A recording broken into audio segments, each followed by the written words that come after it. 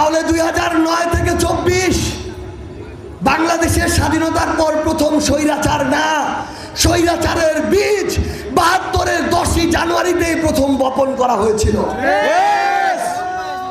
আমি আজকে শুরুতেই আপনাদেরকে একটা পরিবারের গল্প শোনাতে চাই। আমি এখানে অনেকের হয়তো ভাইয়ের বয়সী, অনেকের সন্তানের বয়সী, অনেকের হয়তো নাতিরও বয়সী।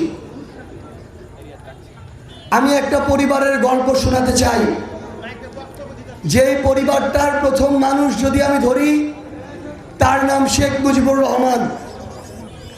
1971 সালের মুক্তিযুদ্ধের পূর্ব পর্যন্ত পাকিস্তান থেকে এই বাংলাদেশ গড়ার যে 23 বছর, এই 23 বছরে তার গুরুত্বপূর্ণ অবদান রয়েছে। কিন্তু 71 সালের স্বাধীনতার পর থেকে বাংলাদেশে আসার পর 72 থেকে 75-এ যেই মানুষটা হয়ে উঠতে পারত বাংলাদেশের ইতিহাসের সবচেয়ে অবিসংবাদিত স্টেটসম্যান, সেই মানুষটা ধীরে ধীরে স্বৈরাচারের বীজ বপন করতে শুরু করলো। 72-এর পরেই সেই মানুষটা 73 সালে প্রথম একটা ভোট চুরির নির্বাচন দিল। যেই সময় আওয়ামী লীগ 1 মিনিটের জন্য যদি নির্বাচনী প্রচারণা না করত, তাও 300টার মধ্যে 290টা আসন পেত। সেই সময়ও তারা ভোট চুরির আশ্রয় নিয়ে প্রত্যেকটা আসন জেতার চেষ্টা করেছে, প্রার্থীদেরকে গুম করেছে, মিথ্যা মামলা দিয়েছে, হামলা করেছে।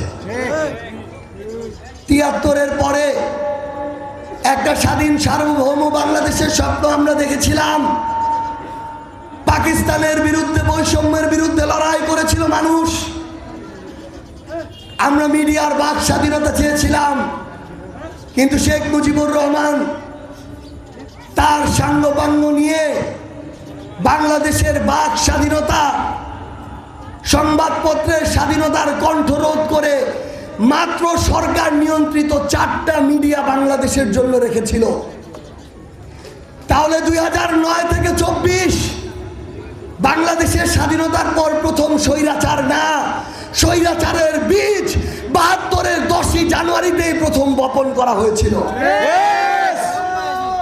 এরপর নতুন আরেক টালবাহানা, যেই গণতন্ত্রের জন্য লড়াই, যেই বৈষম্যের বিরুদ্ধে লড়াই, যেই মুক্তির জন্য লড়াই,